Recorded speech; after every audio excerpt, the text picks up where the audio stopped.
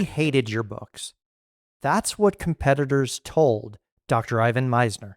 He's the founder of BNI, Business Networking International, and he's a New York Times bestselling author. In today's conversation, I talk with Ivan about building a business based on insights and thought leadership, and how giving away his ideas and books and other resources didn't just create a competitive advantage, it fueled the growth of BNI. Ivan and I also explore the deep connections between thought leadership and relationship building, and we reflect on purpose and living a life tied to the caring and sharing of ideas. This conversation is part of the companion to our book, The Thought Leadership Handbook. I'm Bill Sherman, and you're listening to Leveraging Thought Leadership. Let's begin. Welcome to the show, Ivan. Good to be on. Thanks for inviting me.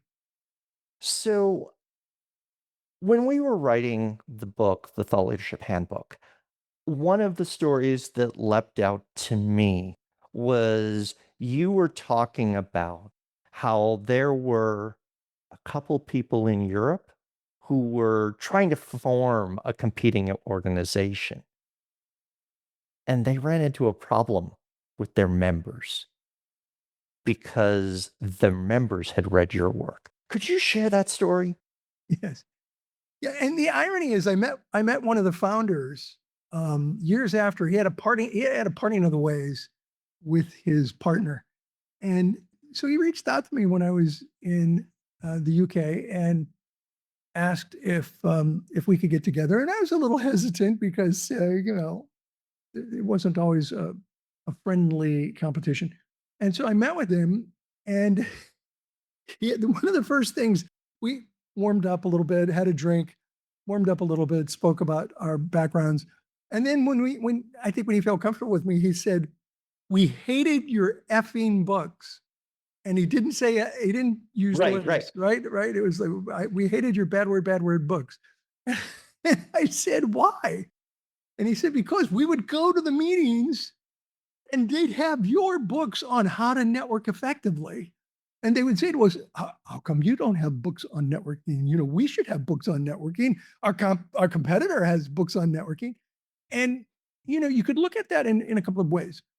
Many BNI members said, that it was scarcity, law of scarcity. Hey, we don't want to Right, publish these books because we don't want competition to get better. I was all law of abundance. right. We want to get this out there. We want to teach people how to network. And I remember saying, someday, somewhere, someone's going to read one of my books and go, "I'm in a group. I don't like it. This BNI thing sounds good." And by the way, most of my books are not big BNI commercials. We just, we mention BNI here and there. Right, right. And so that to me was classic because that's exactly what happened. Well, and you call out something in there of leading with generosity and sharing what you know, because in your work, those books share a lot Yeah. of what BNI is about, what it does in Yes. sessions. You keep a little bit behind the curtain, Oh, but like we keep a lot behind the curtain. There's yeah, there's yeah. But manuals on there's how to run meetings that are not in my books. right. Yeah. But you give a lot away, an Yes. incredible amount away, Yeah. right? 32 books worth. Right, Yeah. right. And so say more on the mindset of generosity going, "Oh, I should write books." Let's go back to book number 1, Yeah. and how did you go and say, "Yeah, I guess I should be an author?" Well, there are a couple of things. We don't teach this in colleges and universities anywhere in the world. Business networking, emotional intelligence, social capital, it's just not taught. So I Thought decided, leadership's in the same curriculum at colleges and universities, right? well, Not taught. I think leadership is taught at Well, many. I'm saying thought leadership. How do Okay, fine. you lead through Fine. ideas, right? Fair enough. Yeah, fair enough. And when it is, it's probably a graduate level master's degree, not undergrad. Right. And so that was the first thing, is we don't teach this in school. So I wanted to provide content starting with my members, but then, obviously make it public. But there was a second reason. And the second reason was I would talk to the media And I Mhm. would ask them, would you like to, B&I is really making a big difference in the world. We're helping a lot of business professionals and, I think it'd make a good interview. And they're like, take an ad out. We're not, we're not gonna, we're not gonna promote your business. And so Right, I thought, right. well, maybe they'd interview me if I had a book. What I learned was the media will interview any idiot with a book, and I have 32. So I get lots and lots and lots of interviews on networking. And guess what? Almost every interview, BNI is at least mentioned. Right. Sometimes we do a deep dive on it, but usually it's just mentioned. And so people go, I need to look into this BNI thing. What is it? So let's talk about networking and the skills of networking Yeah. versus the system. Because one of the things is you could have been an author writing about networking and the skills that aren't taught in business school or Right. undergraduate or wherever, right?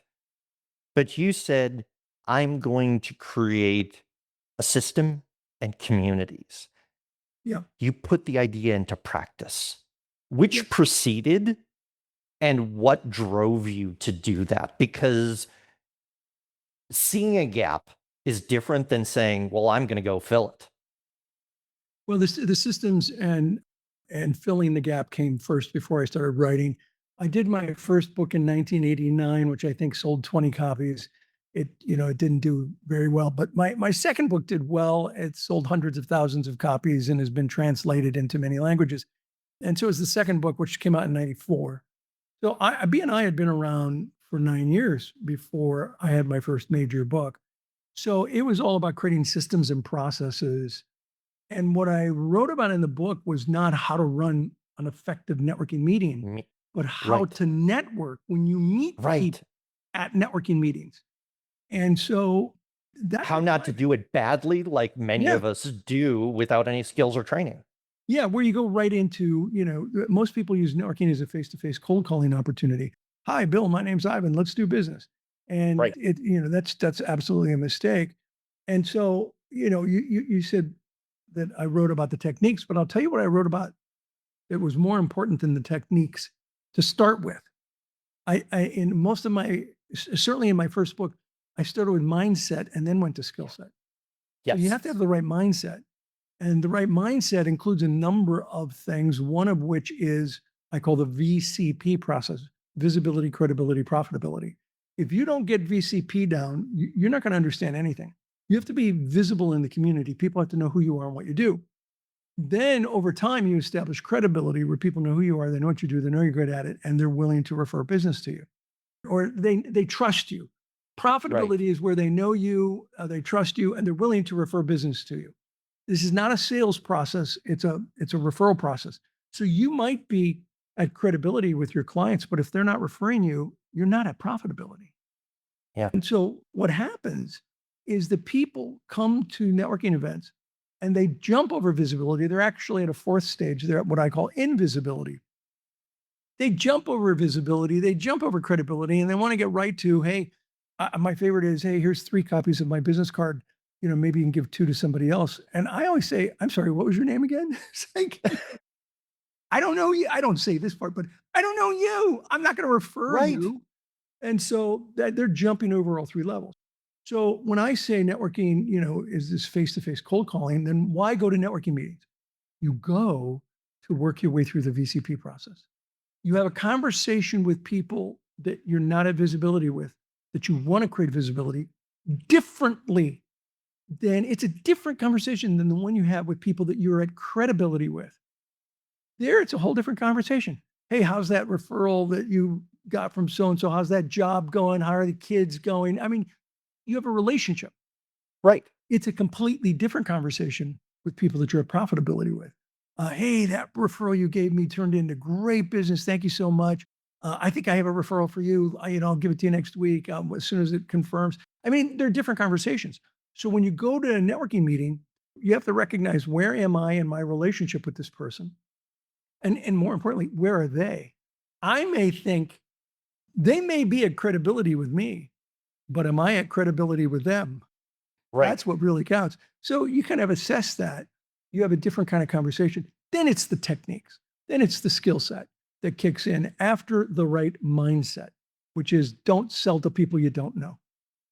And if I extrapolate that into thought leadership, Yeah. which is influencing through ideas, leading people with an insight, right? And saying there's a better way, which is certainly what you've done. You have to find your audience, be present with Yeah. that audience, and consistently share. You can't just do one LinkedIn post, say, hey, I dropped my manifesto, congratulations. Yeah. It's about showing up and engaging in a deeper level and having those conversations. Yeah, 100%. Networking is more about farming than it is about hunting. It's about cultivating relationships with people. And when people understand that, when they understand that it's about, getting to know, like, and trust each other, then they're going to apply the VCP process. And then at that point, when you're at credibility, there's nothing wrong with asking for referrals, going deeper in the connection and the relationship. But you got to get there first. And if, people say to me, it never hurts to ask, and they're wrong. They're dead wrong. It definitely hurts to ask. If you ask somebody, especially if you're networking up, you're networking with somebody who's more successful than you, at least you believe they're more successful than you. And the first thing you do is you say, well, I'm never going to have this chance again. So I'm going to ask them for business, or I'm going Right. to ask them for a referral. Then you're doing what everybody and their mother is doing to that person. The more successful they are, the more people are doing that. And they're not going to give you what you want because they don't know you. It's like the person who gives me 3 cards and asks me to pass Right. 2 of them out. And I'm like, I'm sorry, I don't know. What's your name?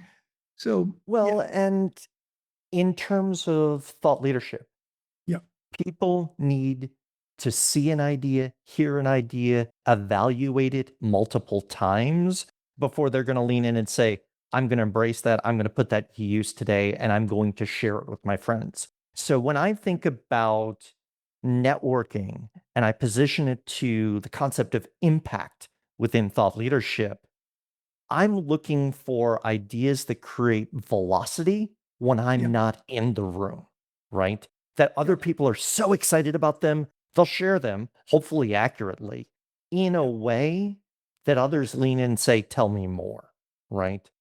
And yeah, you've created not only the networking system, but then with BNI, a way that people get excited about it and say, let's have this meeting in our yeah. community. And Let's implement it. build a Not just exactly, understand it exactly. conceptually, but implement it. And And so, that's a huge bridge. yeah, yeah. And I kind of flipped it. I started with, let's create systems and structures. But then the thing is, I wrote everything down because nobody taught me how to do it. And I basically was method acting my way through the first several years. I was young. I was 28 years old. I was figuring this out as I went.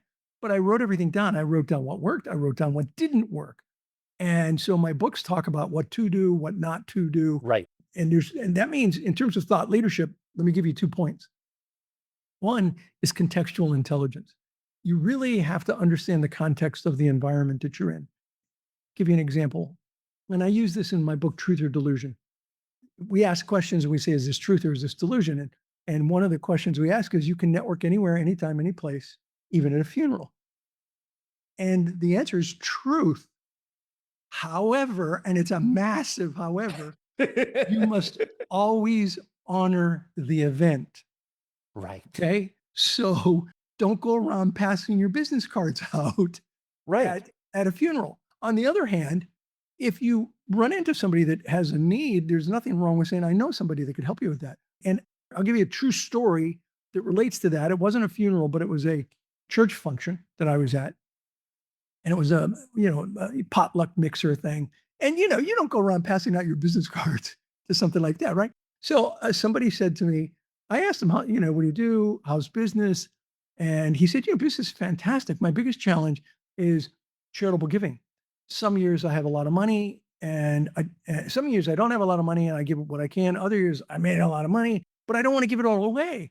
So I want to have some vehicle to do that, but I'm not making enough money to create my own nonprofit foundation. I said, well, have you ever heard of a community foundation? He said, no, what's that? I said, well, a community foundation creates funds, Funds, funds Right. underneath the major foundation. And so you could create your own foundation. I did. It's called the Misner Family Foundation. It started with very little money. It's now much more. And so you create this fund and you put in whatever you can that year. Usually you got to start off with a minimum. Back then it was, I think, $10,000. But I was in business. I did it. I could do it. So I told him all about this. And he's like, oh my goodness, that's exactly what I've been looking for. Do you have a card? Would you put me in touch with somebody from the Did that foundation? for you, and He you've asked now me to- established credibility Yes, and insight in a way that's not, what do you do? And, right. you And, know, and at a church function. right. So it's not like I was going around passing out my cards, but here was somebody where I heard a need. I said, I got somebody that can help you with that. And they asked me for my card. I gave it to him. And by the way, I put them in touch, and he ended up opening a fund under what was back then, my foundation was under the California Community Foundation. So you can network, but you have to honor the event, do it in a way that's appropriate to the event. Meet your audience where they are Yeah. rather than where you want them to be. Yeah. Right. So I want to jump back to something that you mentioned. You said, hey, I was in my 20s and I was figuring this out and taking a lot of notes. Okay. First off, when you started this, were you good at networking yourself, or had you been studying it? How did this become your thing and your area of expertise? Because I've To heard answer, many different origin stories. yeah, to answer your first part, your first question, was I good at this? The answer would be no, I was not. I was, in fact, method acting my way through the process, and I was learning what worked and what didn't work. And by writing it all down and then doing the things that worked, I ended up becoming pretty successful at this. BNI now has 11,796 chapters in more than 75 countries around the world. There's over 355,000 paid members worldwide. And so it worked out pretty well. But what would surprise people to hear is that I was an introvert and am an introvert. I had a disagreement with my late wife once where I said something about, oh, me, honey, I'm an extrovert. And she's like, no, you're not. Like, well, yeah, of course I am. I run the world's largest networking organization. I'm a keynote speaker. I'm an How extrovert. could I not be? Yeah. She's like, oh, whatever you say. I'm like, no, what do you mean, whatever you say? And she said, well, I'm reading this book called The Introvert and Extrovert in Love. And she was a total extrovert. And now I'm annoyed with her because she says I'm not an extrovert. So I go into my home office, which is similar to this. We're talking in my home office. And I took a test, and it said, congratulations, Ivan Misner, you are a situational extrovert, which means that when you are talking about a subject you feel good about, you come across as an extrovert. When you're with friends, you come across as an extrovert. But otherwise, you're a total introvert. Go apologize to your wife. Okay, didn't say the last part.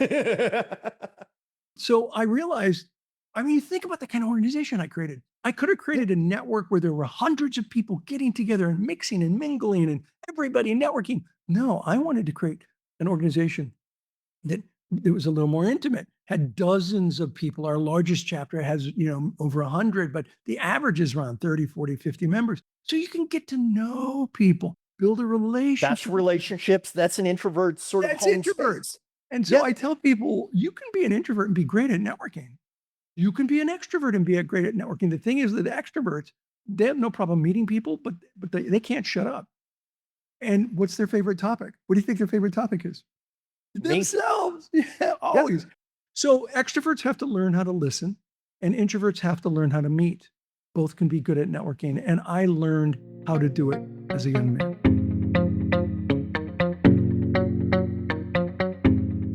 Thought leadership doesn't happen by accident. It takes clarity, consistency, and a path for your ideas to move through the world and create impact.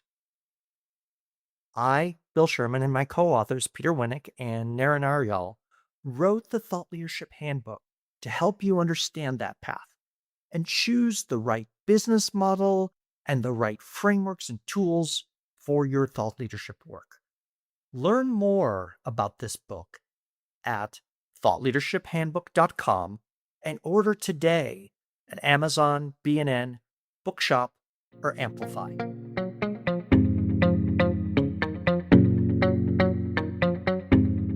And I want to build on something that you mentioned, that situational extrovert and introvert pattern. As we've worked over 20 years with people who practice thought leadership, one of the patterns that I've consistently seen is many people find their area of expertise because it's not something they're naturally good at. Yeah. They want to know how it works. Yeah. And I think a lot of them, for the curiosity, the study, it appeals to an introvert. The question is, introverts can learn and then, fill a gap on Right. their own and live a good life, right? And be a Absolutely. good role model. But the difference is there's a step you have to jump across and say, I know this and I'm ready to share this with others. And that can be a chasm, but if you feel you have something of value to share, it can also become a passion. It can. I think oftentimes people think the story's already been told. Somebody else has told it. And so what do I have to share? Well, what you have to share, if you're listening to this, what you have to share is your version of the story. Right. And it's funny how my version may not resonate with somebody, but somebody else can say something very similar, but there's a click, there's a connection that they make with an individual. So your story is so important to share. You have to have the second thought leadership thing I was going to say was adaptive capacity. You have to have the capacity to adapt to the things that you are striving for. As I think about that, one of the things I see consistently is there's hurdles on imposter syndrome and what I would Yeah. describe as content insecurity. And Yes. the first one's commonly talked about. Content insecurity is, are my ideas good enough? Are they ready? Are they polished enough? And I've heard that from top tier academics sharing the things in their intellectual attic to to people who are thinking about writing their first article or doing their first talk. And it's, if you don't speak for these ideas, who will to your audience? In my mind, silence isn't an option on that. If you have something that's worthy to share, the challenge is you have to earn your audience. You do. And you do that by getting out there and putting yourself out and making mistakes. I've always felt that people ask me, what would you do things differently? And my Yeah. answer always surprises people. It's like, no, I wouldn't. Not that I haven't made a lot of mistakes. I've made boatloads of mistakes, but my mistakes are my tuition for success. So Right. if you can learn from your failures, Yes. then you can push past imposter syndrome. And that sounds odd, but it's the truth. If you can push past those, you're going to do well. I'm looking for a good friend of mine had a quote, and while we're talking, I'll see if I can find it. Dr. Mark Olston. Oh, Mark. Yeah. He's Mark, amazing. he Yes, is. He passed away just a few years ago. I Um, do. that And even how he passed away, the What I'm yeah, Dying to Tell You series that he did after his yes, cancer diagnosis, absolutely amazing. A thought leader's thought leader. yeah, amazing person, an amazing human being. I really considered him a good friend. Here's what he said, and I published this in one of my blogs. We have much less control. This applies to the imposter syndrome thing. We have much less control over winning or losing at something than we do over trying or quitting at something. If you always try, you could eventually win. If you always quit, you can never win. Yeah. And so for the people who say, well, I don't know that I'm good enough, then that's you got to try. You got to Yeah. try and push forward and don't worry about making mistakes. You will. You will. And I believe sometimes what's in the way becomes the way. The problem that you're facing can in fact, become the way that you can live your life. I mean, I learned that. I'm getting sidetracked a little bit. I learned that when I was in elementary school, and I would constantly get these report cards that would say, "We really like Ivan. He's a good student, but he talks too much in class. He talks too much in class." Now, my mom could have really squashed that. She was a Hmm. great influence in my life. She could have really squashed that, but she was like, honey, I love you. Just just tone it down. Okay. Just tone it down. Don't talk so much, especially when the teacher's talking. Don't talk so much. Okay. Just tone it down Hmm. a little bit. It's okay. Be yourself, but just tone it down just a little. So now what I got that over and over and over again. And what makes it funny to me is I now make a living speaking. You're right, right? It's what I do for a living. So what's in the way can become the way. And if you feel like you have something to share and you don't want to take a step, that's in your way, but it can become your way if you do what Mark says. And that is, if you always try, you could eventually win.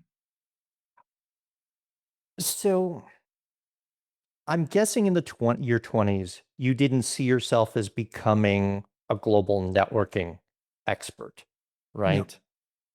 I didn't. As a matter of fact, What? when my first major book came out, 94, I started doing interviews. It was late 94. I started doing media interviews in 95.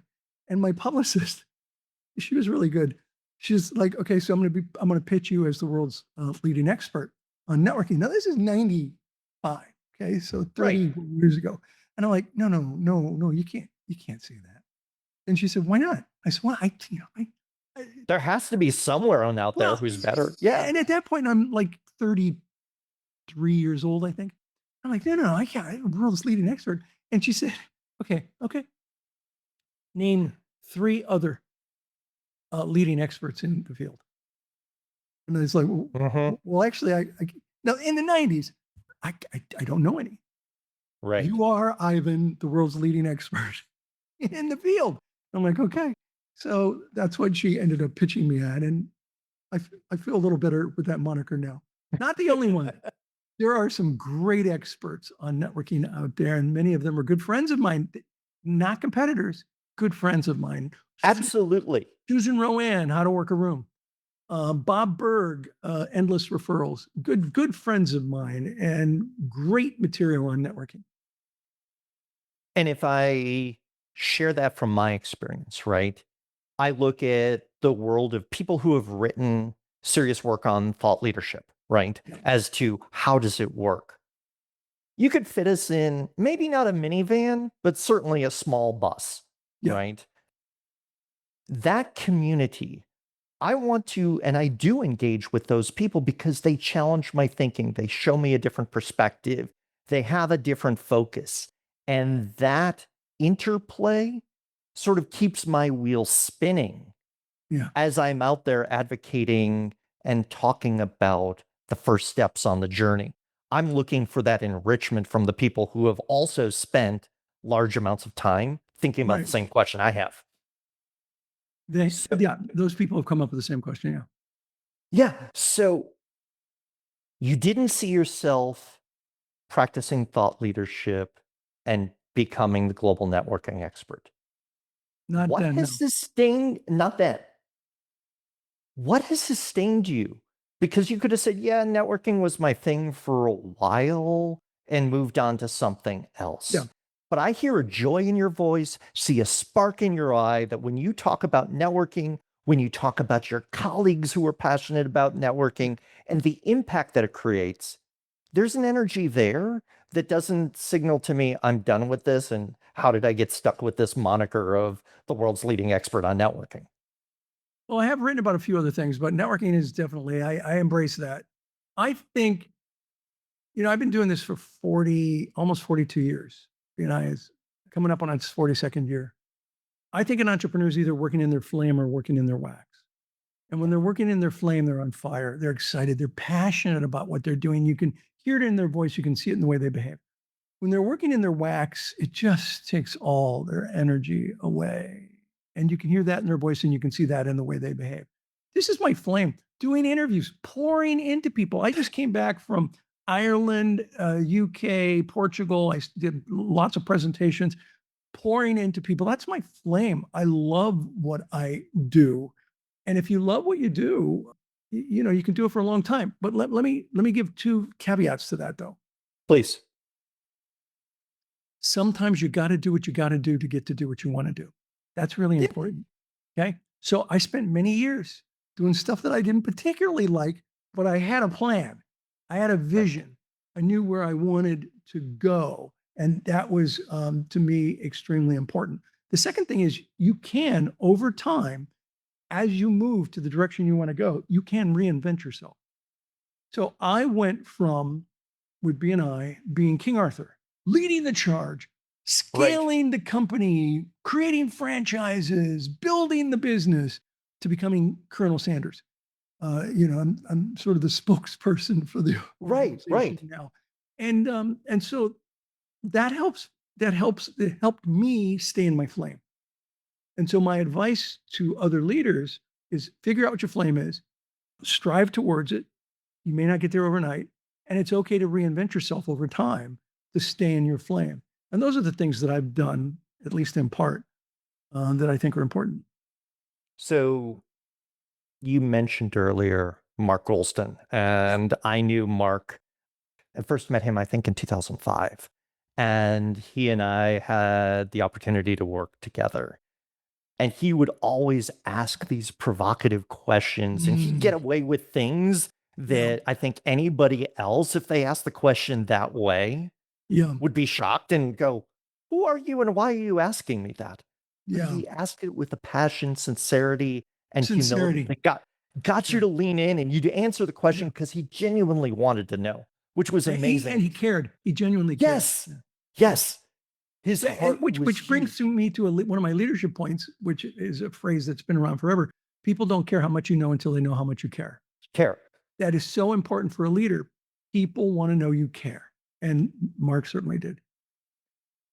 And this goes to your comment of changing roles. I think about Mark. He launched so many projects over his career and traveled and spoke and did so many things. But when he got that diagnosis, his question was, how do these ideas continue if I'm not going to advocate them? And with that, how do I empower others to carry that flame if it calls them? And Yeah. I think that's a lesson we can learn from. And each season of life is different. Like you said, there are some times where you got to do what you got to do to get to where you want to be. And there are Yeah. other times where it's like, let me hand the torch on. Let Yeah. me take a new role and a new challenge that connects and Yeah. still inspires. Yeah. Which is really what I've done in the last 10 years. I've gone from being CEO to, you're always the founder, but from CEO to chief visionary officer. Yeah, yeah, And there aren't too many companies. Well, first of all, we have 41 years of consecutive growth, year on year that's on year amazing. for 41 years. Very few companies have done that. And very few companies have the founder still around after 12 years of stepping down from the role. And Right. so, Normally they're like, yeah, You've they're still put got to the office pasture. there. You keep showing up. Yeah, Could you please go golf or something? yeah, Right. they're fired oftentimes because they can't stay out of Yeah. the way. Yeah. But yeah, so I love what I do.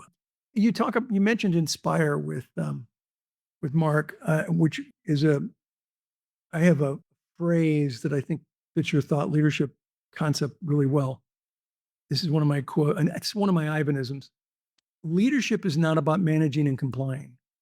Leadership is about mobilizing and inspiring. Yes. And listen, managing and complying is important. That's management. Management is important. Don't get me wrong. But that's different than leadership. Leadership is about mobilizing people and inspiring people. And if you can do that, you can become a great leader.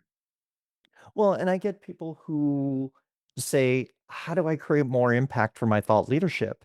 And my question is, and this goes back to your point, what are you doing to make the ideas simple? What are you doing Yeah. to make them relevant to your audience? And how are you empowering them to be successful with those ideas when you're not there? That's how you increase your audience share, Yeah. who's not only tuned in and listening to your radio station, but also acting on it. And that's what I've seen with BNI. You started with a certain amount of velocity that you put in. You were advocating for the idea, but you built velocity and momentum Yeah. through others that became a self-sustaining system. Replicable. I mean, that Yeah. was really my goal, was to make it replicable. And that's not No. easy. It's not easy. There are No. 10,000 people who work full or part-time for the company. 10,000. That's amazing. It's not easy to scale a business with that number of full and part-time people. Especially when it's built around an idea Yeah, and a skill and a behavior. People can meet each other however they want, but creating the right space for those encounters, setting up a framework and rules that people feel comfortable in is an right. entirely different surface It solution. is, and a lot of that can be copied. Yeah, But I'll tell you what can't be copied. Culture. Culture eats strategy for breakfast. Culture right. is the secret sauce of a successful organization. And a great leader is the brand champion and the culture champion of the company. And all great leaders, not just the founder, but at all levels of the organization, if you have a leader of a department, if they are a great culture champion, they're the core values of the organization, they're going to be a great leader. So, Ivan, as we wrap up, I want to ask you one last question in Yeah. terms of you've done this for 40 years. What do you see next? What is the challenge that you're trying to solve with this work, or what inspires you that you're working on right now? Well, continued expansion of what we're doing in BNI and making an impact on communities. That's what just lights my fire. Last year, the organization passed over 17 million referrals and generated just under 27 billion. That's billion with a B, 27 billion US dollars worth of business for our members. Now, if you take a look at the United Nations estimates of GDP, gross domestic product, there Mhm. are actually 100 countries in the world, 100 countries in the world with a lower GDP than what BNI generated in what we call, thank you for closed business, referral business for our members. Right. And that's a number they report, not we report. That's the number they put in to our online platform. And so what I want is to make a bigger impact on local communities around the world, because your network is a beacon of hope in a sea of fear. We live in a crazy world, but your network, they're the people that you can lean on during difficult times, personal difficult times, social difficult times, political difficult times. The people that you can lean on to help you be successful. Thank you, Ivan, for joining us today. Truly my pleasure. Thank you. I appreciate being on. Wait, before you go, take a minute to think about your own thought leadership. Are you building thought leadership for reach, revenue, legacy, impact? Whatever you answer, thought leadership skills are the way that you reach those goals. And the Thought Leadership Handbook can help you find your path. Visit thoughtleadershiphandbook.com for a free chapter, the Thought Leadership Profile Quiz, worksheets, and even more resources to help you move your ideas through the world. Again, go to thoughtleadershiphandbook.com and also order your copy of the book today at Amazon, BNN, Bookshop, and Amplify Publishing. Thanks for listening.